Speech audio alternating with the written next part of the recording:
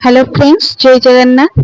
छतु गोटे एमती जिनस जोटा कि समस्त खाया पसंद करती।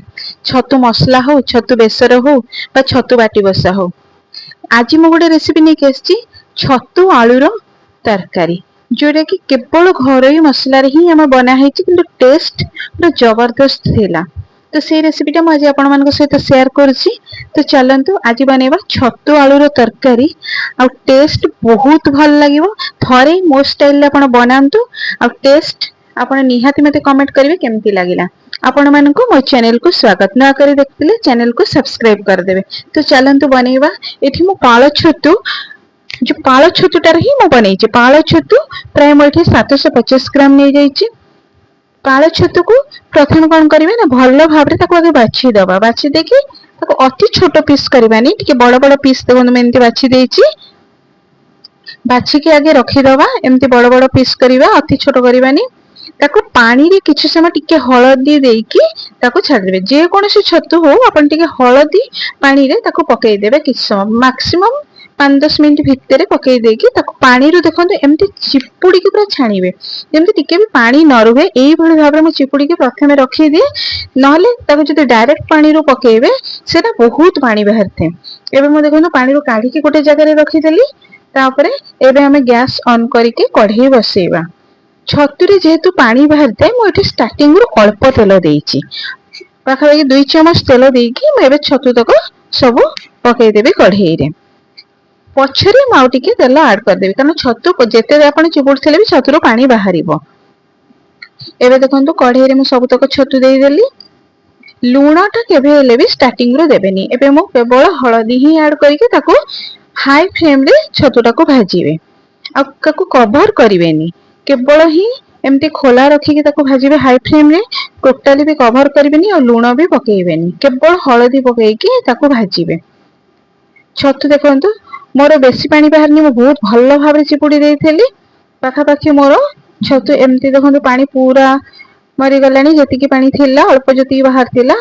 एई स्टेज रे आपण आउ टिके तेल छतुरे दे देबे। मसला पे देखंतु मैं पियाज नहींची, टमाटो, लंका, रसुण, अदा सब नहींची। तेल एठी देखंतु आउ टिके तेल देकी भल भाबरे छतुटा को भाजी दबा। छतु कंचा भी मु रेसिपी आनिबी आगुको।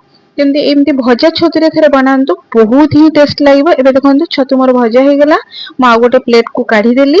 एबे सेई कढ़ी रे देली आउ टिके तेल देकी एबे गोटे दबा तेजपत्र।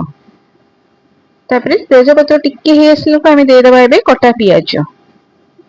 आपण चाहिए मसला पियाज, रसुण, अदा को भी बाटी पारिबे। मु एठी भजा छेचा मसला रे करछि, तेणु को पियाज टा को टमाटर को भल भाबरे तेल रे आगे टिके जारी देबे।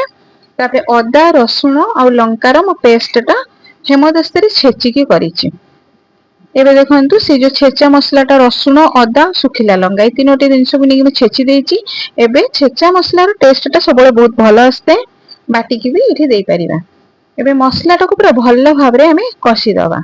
जेमती टमाटो मसला सब मिसी जीवो सेही भली भाबरे कसिबा। एई स्टेज रे आपण लूण दबा। आपण जेति की ग्रेवी रखिबा सेही हिसाब रे लूण दबा, कारण टोटली मैं छतु रे लूण पकेइनी।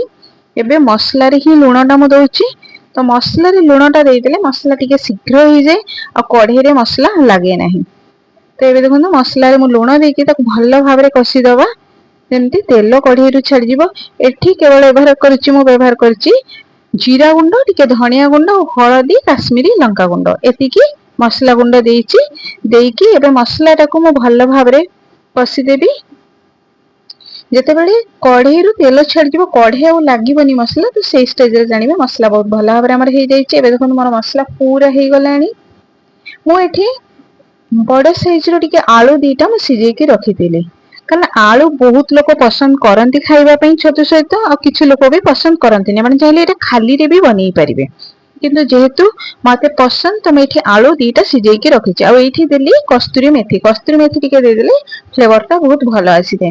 तो कस्तूरी मेथी देई सल्ला परे एबे कोन करबी, जो सिझा आलू रखिथिली सिझा आलू टा ऐड कली। कंचा आलू अपेक्षा सिझा आलू रो टेस्ट टा बेसी भलो लागिथे। तो मु सेति पई सिझा आलू रो बेठी व्यवहार करछि। सिझा आलू को देकी मसला रे आउ 4-5 मिनिट भल भाबरे कसी दबा। जेते कसी दबा तो टेस्ट टा बहुत भलो आसीबो। एबे देखंतु मसला रे आलू टाको बहुत कसिदेली भल भाबरे। एबे छतु को एठी ऐड कर दबा। छतु को ऐड करला सरला परे आउ 2 मिनिट भल भाबरे कसी दबा। छतु आलू मसला एबे भल भाबरे कसी सरला परे हमर जेति की ग्रेवी रखिबा सेही अनुसार पानी दबा। ग्रेवी अपन एथे अति पतला रहिबनी कि अति बहला रखिबनी, मीडियम साइज रो ग्रेवीटा रखबे। एटा प्राय टिके अल्प झोल रखिले बहुत भल लागे। एबे देखंतु प्राय कसा मोर हेई गला। ए स्टेज रे मु पानी एठू ऐड करूची। पानी कम ऐड करची जेहेतु मते टिके बहळ रखिबार अछि। मु देखंतु पानी जत्तिके देली तो ग्रेवीटा एम्ति मोर बहळ रहिबो। तो सिजा आलू पडिची ना, सिजा आलूटा पानीटा को टाणी नै थाए। तो एटा एम्ति टिके बहळ रखिले भल लागे खाइबा पई। आपण एई भली स्टाइल रे थरे बनांतु आ खाइ सरला परे मते निहाती कमेंट करिवे केमति लागुची एई रेसिपीटा। समस्त छतु तरकारी बनाती समस्त बनइबार स्टाइलटा अलग अलग।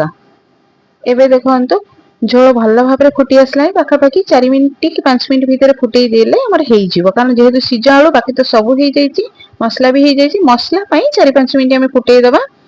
एई स्टेज रे देखंतु पूरा एई भली भाबरे हेई जाईची।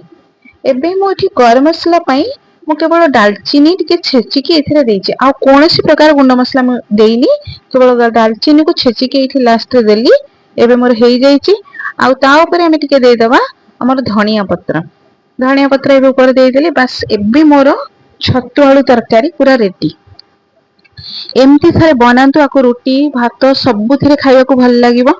टेस्ट पूरा जबरदस्त। देखंतु लुक टा केते सुंदर आसुची, खाइबा को भी सेमती भल लागिबो।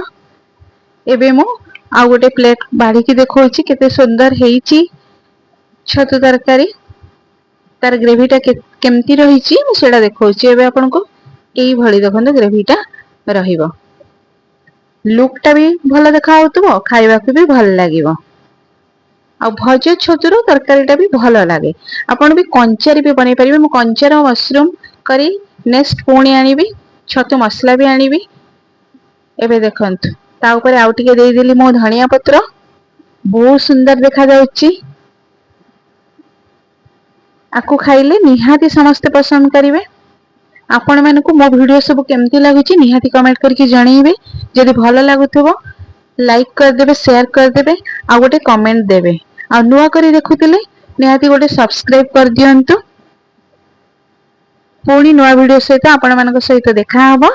रहिली जय जगन्नाथ।